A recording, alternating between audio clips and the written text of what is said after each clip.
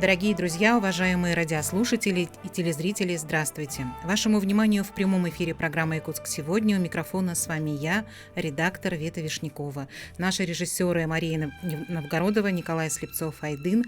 А в нашей студии сегодня творческие люди. Я очень рада их представить.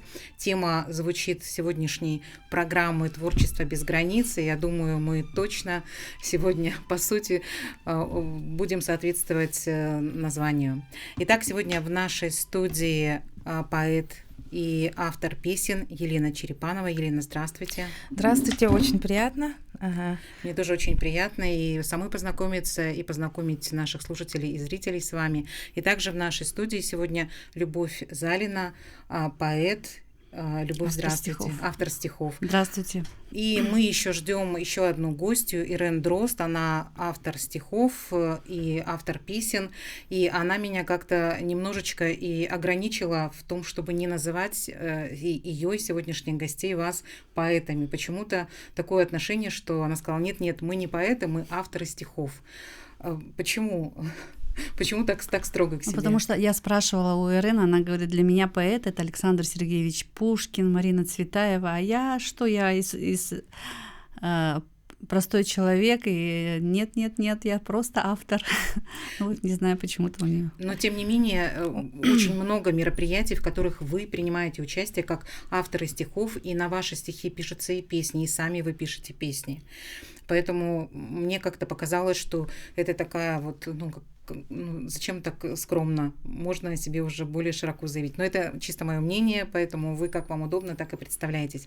Мы выходим после Дня родного языка. Он прошел вчера, и в Якутске, и в нашей республике прошли мероприятия о сохранности языка, о ценности языка и языка народа Саха.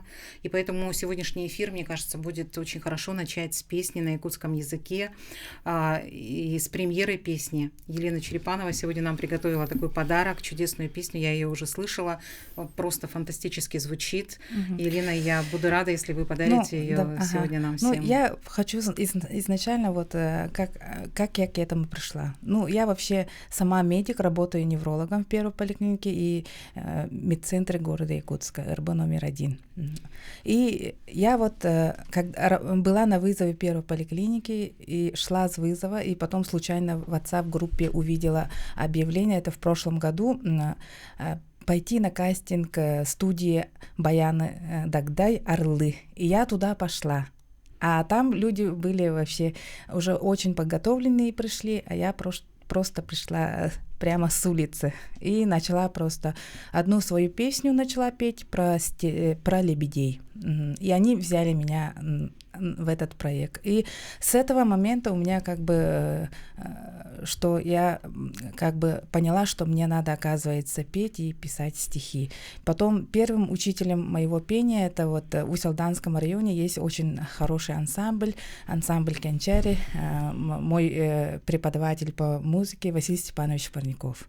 И он меня научил петь. Поэтому благодаря этим двум людям я поняла, что песня, оказывается, необходима. И надо, оказывается, петь. А то я думала, что врачевание, думала, что это хобби, все равно для людей, оказывается, очень нужная вещь. И с февраля месяца я просто начала писать стихи на якутские стихи на тему хому, серге, каталыктар, кубалар.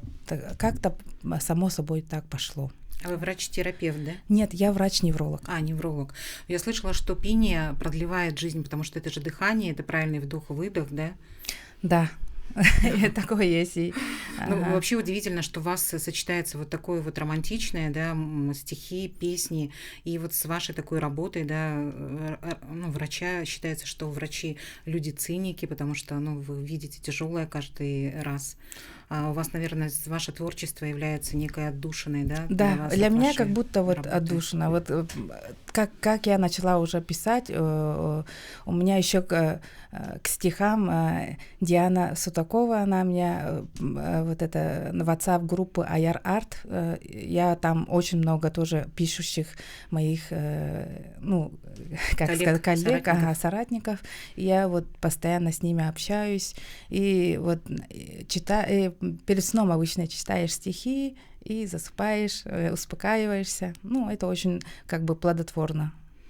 А песня, которую вы сегодня нам подарите, она о чем и как она называется? Мне показалось, она похожа на колыбельную песню, когда я слышала. Песня называется «Про стерхов», «Каталыктар» и исполняется как бы в дегерен стиле.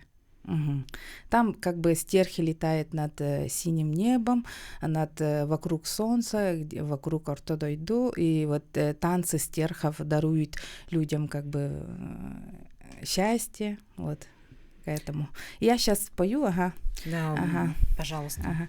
Köri kere narın kıtalıktar köri gündü hallanan nigar köri kömüskünüm tigarihin köri dayar sırdık belerin köt yürüdük menge kallanga köt kırım pani batıha köt kirbet günü уройду көт кыталыгым бараксан дай хоту дойду мурсунан дай жикти хону быһынан дай сахам сирин үрдүнен дай куппун сүрбүн долгутан көрү кере нарын кыталыктар көрү алтан серге үрдүнен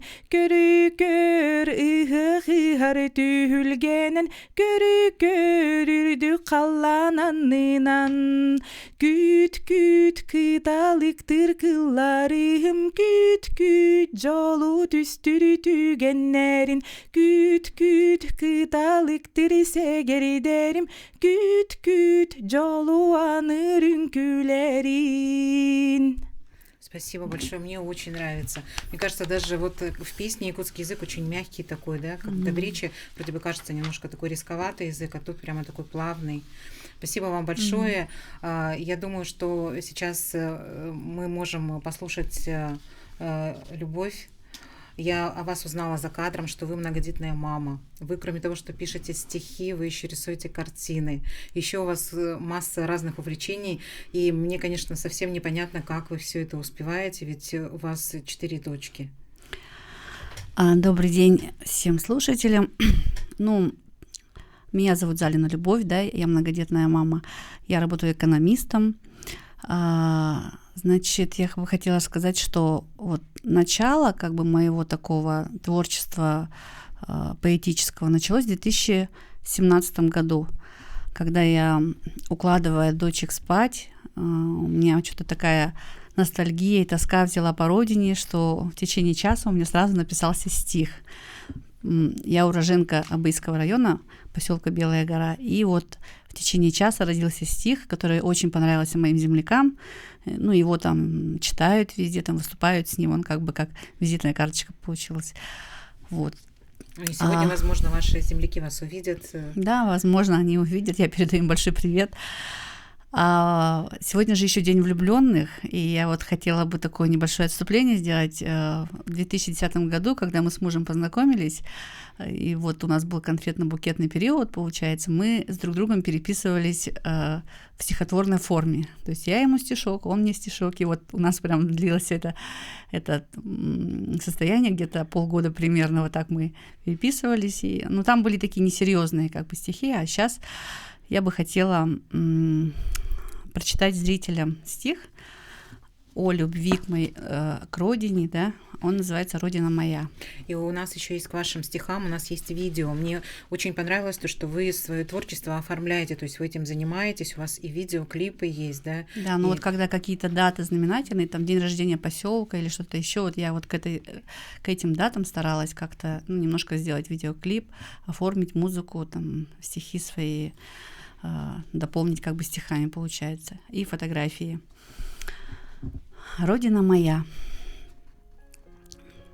Белая гора, родина моя, детство беззаботное связано с тобой, юность озорная, чувствами играя, прикипела к сердцу теплою тоской. Как же ты красива, как же ты прекрасна, северную статью, родина моя, Нет на свете лучше, нету места краше, чем родной поселок Белая гора. А вокруг природа дикая, прекрасная, и река-кормилица, Индигирка-мать. Там места любимые, с другими несравнимые. Я мечтаю снова там же побывать. А какая вкусная, жирная и нежная рыба-строганина. Вкуса не забыть. Есть такой обычай, что без строганины никакому празднику невозможно быть. Жизнь моя проходит, часто вспоминаю детство, юность, маму и поселок свой. Ты такой далекий и такой родимый. В мыслях возвращаюсь я к себе домой. Спасибо. Вы такие молодцы, что вы храните ваши национальные, да, какие-то связь с Родиной, да, какие-то национальные украшения. Вот сегодня Елена пришла, да, мне всегда это очень нравится в народе Сахату, что вы так почитаете свои традиции. Это очень круто на самом деле. Ну, украшения это для якутов это как оберег. Ага, очень так образы создаете, да, и любое какое-то такое мероприятие, да, которое к определенным там эсэх, да, оно очень красиво выглядит, потому что люди собираются, люди готовятся, они создают каждый свой наряд. Да. Это очень трогательно, правда. Ну, и мне очень поразил это эвенкийский наряд. Я работала в Среднеколымске 8 лет, и я вообще очень полюбила север, и все мои стихи на якутском языке, большинство на тему севера, да. И первая моя песня про лебедей, именно когда я увидела летящих лебедей над Колымой. Эту песню я записала, я написала в 2011 году, но нигде я пока еще ее не пела, она тоже лежит с 2011 года, но именно другие песни в прошлом году весной я записала песню «Чорон». И на нее тоже есть клип, и мы его покажем нашим зрителям, наши слушатели услышат эту песню, тоже очень красиво. Но ведь это все равно это определенные затраты, когда ты клип, да, снимаешь, то есть это все равно требует каких-то вложений. Но если это если это любимое дело, как говорится, да, можно и тратиться. Да, вы знаете, стихи же они это же такое состояние души, когда человек испытывает такие сильные эмоции, да, но они могут быть как положительные, так и отрицательные. И в это время я, получается, это, наверное, называется вдохновением это. То есть тебя может поразить солнечный, рассвет, да, или какая-то цветок, да, береза, лепесток березы, это осенняя тема прямо, да, дождь, сразу идешь, дождик идет и сразу пишешь стихи прямо. Да, например. У меня есть несколько грустных стихов, когда предположим, человек тоже же он испытывает эмоции, там, потери, например, там, да, про маму у меня есть стих, там, про подругу я написала стих недавно совсем, и, это тоже все душа требует вылиться именно в стихотворной форме, как-то это запечатлеть, чтобы это осталась память. Иногда даже в 2 часа ночи, в 3 часа ночи, во время дежурства может, пациента осмотрели, уже документ с медицинской документацией, а сон не идет, допустим.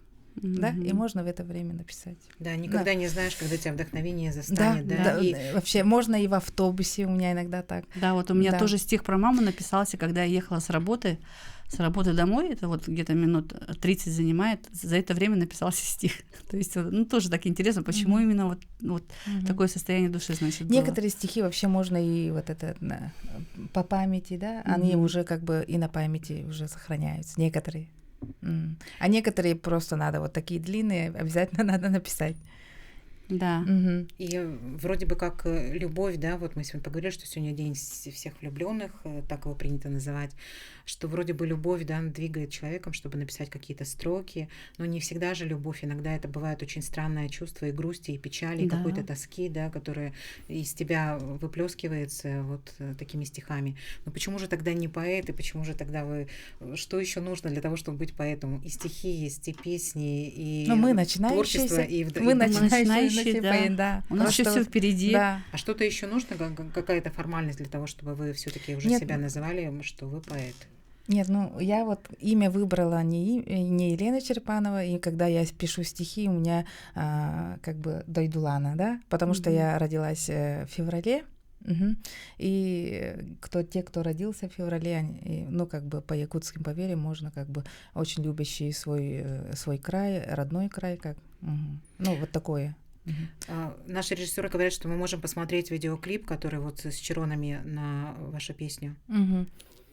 Там мне продюсером вот этот Георгий Слепцов Чагалхан, который меня учил в Хамусе, он мне очень помогал, и мелодию он придумал на эту песню, а слова я придумала. И мы эту песню пришли вот в студию, и он мне говорит: Елена, давай сочиним что-то красивое, говорит. И он мне говорит: давай уже мы завтра идем в студию. У нас уже клип идет. Ага, идем в студию, говорит.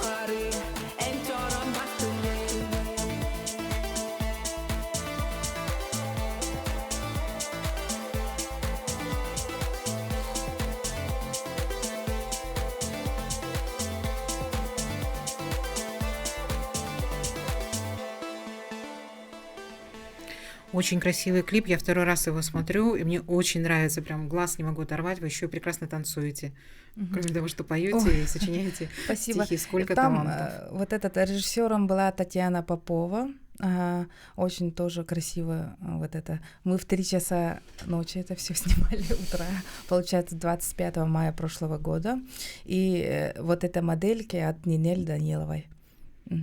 Очень красиво. Это же сколько труда, это все надо снять. Да, это еще командная работа. Командная. И вот этот режиссером тоже вот Георгий Слепцов, у меня вот Чагалхан, он меня продюсирует. Но это же все очень дорого, очень дорого снять клип, еще столько людей привлечь.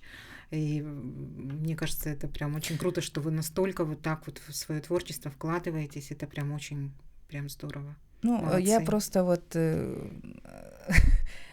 Я как пришла к этому, да, я вот на кастингах в фильмах была, да, в прошлом году Бюгün Былыр, Харчы, я там исполняла роль врача, и вот перед камерой, оказывается, можно и не стесняться, вот, ну, как бы у меня барьер там ушел изначально, потом, оказывается, клип можно снимать, и если хочешь петь, оказывается. То есть вы такой очень творческий человек, вы уже много чего попробовали, да? И в кино сняться, и в клипе сниматься. Это как в массовке, но мне это очень тоже понравилось. Первый раз я попала в массовку Харканат, который фильм пока не показали, но там мы в старинных одеждах были, вот это. Мы сейчас прервемся на короткие 4 минуты и затем продолжим. Дорогие слушатели и зрители, оставайтесь, будем снова говорить о творчестве. Дорогие друзья, мы продолжаем. В нашей студии стало творческих людей больше. К нам присоединился автор стихов, уже не называю вас поэт, Ирен Дрозд. Спасибо большое, что вы с нами. Ирен сегодня организатор сегодняшнего эфира, поэтому я вам очень благодарна за то, что вы знакомите меня, наших слушателей и зрителей с творчеством таких талантливых людей. И спасибо, что вы к нам добрались через такие вот перипетии, тернии, да, потому что у вас сегодня вот, ну, действительно, вы герои. В общем, не будем рассказывать подробно. И напомню, что в нашей студии также Елена Черепанова и Любовь Залина, и мы говорим про творчество, слушаем стихи, песни и на якутском, и на русском языке. Ну, Ирен, давайте, наверное, вам дадим слово в самом начале второго блока. Вы расскажите немножко о себе, о вашем творчестве, и какая ваша любимая тема сегодня? Добрый день, уважаемые телезрители, дорогие радиослушатели.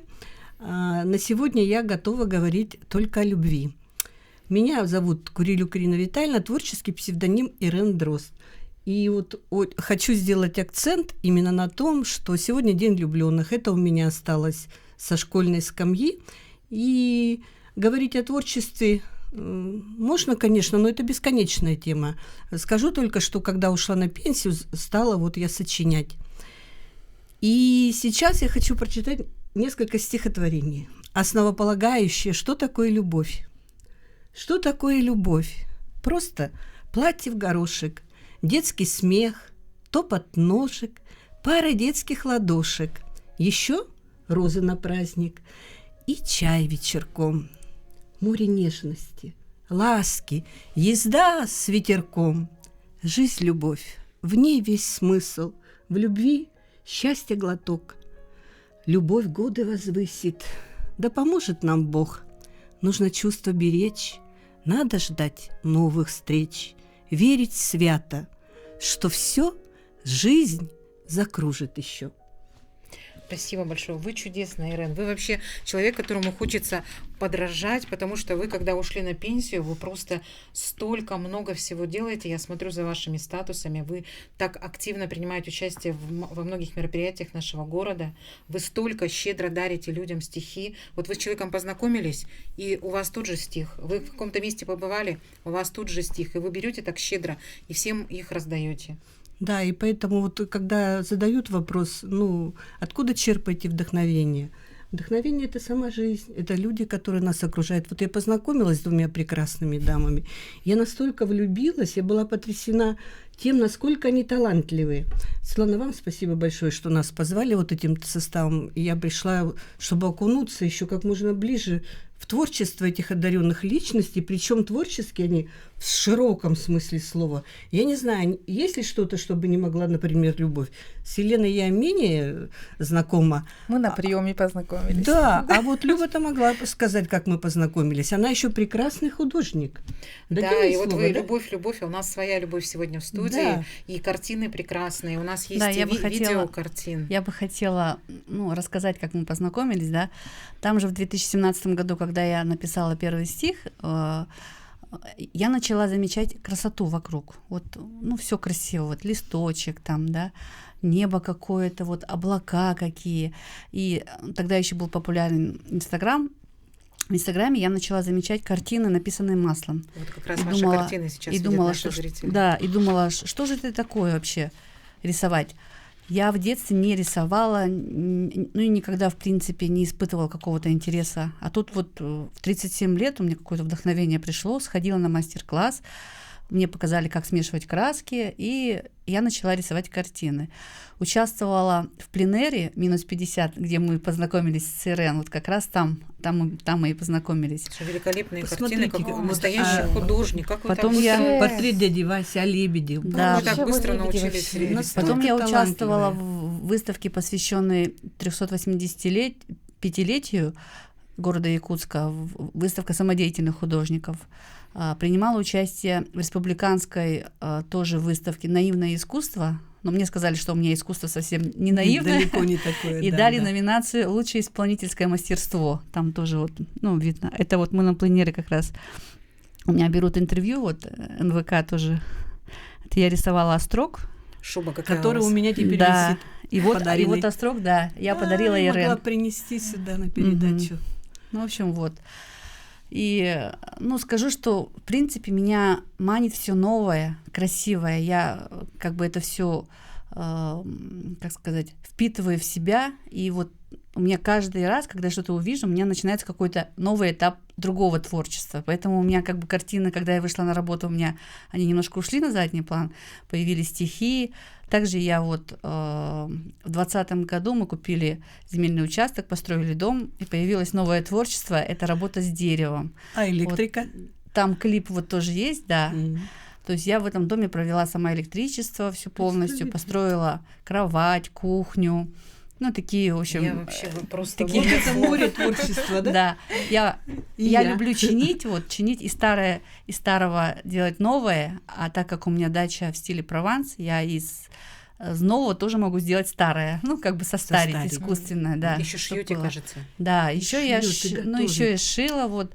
У меня 2 маленькие дочки, они когда ходили в детский сад, вот все костюмы новогодние, праздники, там 8 марта, какой-то костюм конфетки, лесной феи, минутки, я все шила, мне это тоже прямо очень нравится шить, я получаю от этого вдохновение, и вот когда видишь результат своего труда, оно, в принципе, это быстро, это детский костюм, он шьется быстро за вечер, но вот он столько эмоций дарит и детям, да, и мне самой. Какой вы трудолюбивый человек, это же сколько труда, да? Это уму непостижимо. И столько дел вы сразу вот когда делаешь что-то с удовольствием, вот с энергией, энергия прям в тебе кипит. Я хочу сказать, что оно прямо заставляет дальше. Индигирка в ней течет. Энергия реки Индигирки. Картина про лебедей вообще классная, как живые. Да. А вот у меня еще стих есть про лебедей. Я бы хотела прочитать его, да, про тему лебедей. Он тоже про Белую гору. Я его написала к юбилею нашего поселка, которому в прошлом году тоже был. Верность, любовь. И у нас еще клип тоже, да, к нему Да, и есть? к нему, можно включить клип. Стражи Белой горы. 2 лебедя взмывают в небеса, застыв навеки, связанные словом. Не улететь им в теплые края, они как стражи, посланные Богом. Они стоят как символ тех времен, когда поселок Северный родился, когда строителями новых перемен там памятник прекрасный появился. Легенда говорит, что вся земля была покрыта белым покрывалом от 1000 белоснежных лебедей, что отдыхали там за перевалом. 2 лебедя взмывают в небеса, застыв навеки, связанные словом. И слово это Белая гора, родной поселок в том краю суровом. Это сейчас я рассказала стих про памятник, который вот если кто был у нас на Белой горе, при въезде в поселок стоит большой 30-метровый такой большой памятник, который построили строители, вот когда центр переехал, получается, из поселка Дружина в поселок Белая гора. И он очень красивый, там вот 2 лебедя, и посередине вот название поселка Белая гора. И вот я посвятила этот стих как бы этому памятнику. Там не просто жить в Белой горе. Там, суровый конечно, климат, да? Это да. И, наверное, сам поселок тоже уже, да, не очень. Сам поселок сейчас уже, конечно, в 80-х годах там жизнь кипела, туда вот приезжали с разных регионов. У нас был интернациональный поселок, там вот Белогорский речной порт был развит очень хорошо, там у него были подведомственные и теплицы, там садики, школа, в общем, поселок развивался, кипело. Потом уже начали уезжать, когда вот перестройка началась, да, действительно, сейчас уже он чуть поменьше стал. Но все равно он такой же любимый и родной. Да, Ирена. Вернемся к любви. Давайте вернемся к любви. У вас еще есть стихи про любовь. Вы говорили истории наших горожан. Истории наших горожан. Да, которые вот увидишь парочку влюбленных, причем разного возраста. Вот одна из этих историй. Мир улыбки единого сердца. Вот у них на двоих одно сердце. Мир влюбленных не знает границ. Им вся высь отдана, чтобы петься о любви, выше птиц, звонче птиц. Собирая двоих воедино, разбегутся улыбкой одной, и никто не пройдет мимо них. Улыбнется ответной, большой. Всем захочется это же средство от уныния, скуки своей в мир улыбки единого сердца, где любовь множит все на двоих. Это я ехала в городском автобусе в своем маршруте 19-м и увидела парочку, которые разговаривали жестами. Но они так разговаривали, что было понятно абсолютно все. У них все было наполнено любовью, и весь автобус просто замолчал и смотрели на них, вы понимаете? Немое кино. И вот, да, были люди такие, значит, с особенностями здоровья, но все понимали, что в них мир любви, и вот они его нисколько не скрывают, и мы все попали в эту атмосферу. А как вы поддержали проект «Обнимаю сердце»? Инклюзивный проект, да, где Анна Федорова, я да. там год была, и каждый месяц писала по стихотворению, там читали стихи. Там я познакомилась с детьми с детского подросткового центра, которые в рамках проекта «Аяр Сетим» осуществили мою заветную мечту. Дети стали читать мои стихотворения и в школах. Они читали еще жестами. И жестовая декламация. Это очень... Это было очень, да, сильно. Да, я была на одном из концертов «Обнимаю сердцем», и там завершался концерт чтением, вот жестами, стихотворения. Начинался, они играли, а я там за кулисой спряталась. А в этом году мы вот исполняли песню на мои стихи. Да, а еще вы написали гимн детской школы искусств номер 2 с Владимиром Петровичем Индигирским. Наш коллега Владимиру Петровичу большой привет, если он нас сейчас смотрит. Да, от меня тоже большой-большой и пламенный. И в этом году у нас с ним была премьера детской песенки в рамках прошедшего года, посвященному семье. Песня «Мы семья», тоже дети. И он сказал, теперь это будет в репертуаре моего хора. Эта песенка. Ну, возможно, еще что-то мы с ним сотворим. Но почему же тогда не поэт? Почему? Что же тогда? Как же тогда? Еще есть известный, мой любимый композитор Алексей Калинский «Лунха». Мы тоже с ним написали песню. Вот. Но все-таки тогда поэт. Благодарю. А теперь я как-то шла по Петра Алексеева, тоже тогда еще у меня собака была, гуляла, и идет пожилая пара. Муж с женой под ручку. И вот идут, просто шаркая ножками. Сейчас я примерно так же хожу. И раз они остановились, и я так напугалась, думаю, господи, что у них приключилось? Мало ли что-то ей плохо стало, потому что около нее он прямо вот так и сяк. И вот под ручку, тихо, не спеша, с трудом переставляя ноги, он и она, едва дыша, брели по краешку дороги, остановились. Тут она, остановилась тут она, первая. Он повернулся к ней тихонько, сунул ладонь в ее карман и вынул что-то так легонько. Я обернулась. Вдруг беда у них внезапно случилась. А он лишь вытирал слезу, что по щеке ее катилась. Морозец сжег, и чувства стыли, только не в них, что шли вдвоем. Он вытирал слезу любимой и согревал весь мир теплом. Светлана, вы растрогались. Я вообще, когда вижу такие вот пары пожилые, которые всю жизнь прожили, мне очень всегда на это смотреть очень трогательно. Еще буквально несколько строк посвящения моим родителям. Моя мама была отличница, медалистка, вообще умница, красавица, а папа был отпетый хулиган, скажем так, сорванец, безотцовщина, дедушка сидел. И вот что у них случилось. Он был отпетый хулиган, она отличница, стесняшка. Он заманил ее в капкан. Сдалась ему. Как жаль бедняжку. А он, отпетый хулиган, всю жизнь прожил одной любовью, прочел единственный роман и стал ей светлой судьбою. Еще есть одна очень трогательная история. Ваша мама была вашим первым слушателем, да, ваших стихов? Мамочка моя, да. Я же начала писать, она уже была парализована, лежала, и всего 12 лет, что писала. Она, да, мне кажется, принимала и все слушала. Лежит, улыбается, всегда хлопает ладошки. Ей все нравилось. Но, может быть, вот так вот и продлили даже годы. Да, ну, по крайней слова мере... лечат, есть такое. Да, врачи удивлялись. Вот она 12 лет пролежала, и у нее ни одного пролечня не было. Ну, это ладно. А еще такая интересная история была. В Ленинграде, когда я отдыхала, и мне рассказали историю тети Тони. Она была уже очень пожилая, не видела совсем. Ее историю любви. В 41-м она проводила своего любимого на войну, молодого человека, и он не вернулся. Но перед тем, как его проводить, они посадили у себя под окнами 2 дерева. Клен и рябину. И вот всю жизнь, пока она видела, она сидела у этого окна в ожидании его и смотрела на эти два дерева.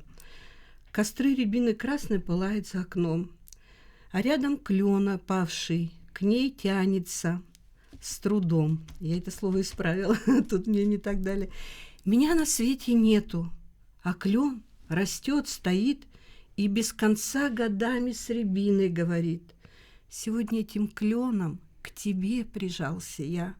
Он, как всегда, зеленый, рябинушка краса. Хоть между нами вечность, но вижу я, любя, как клен приник к рябине, и снова ты моя.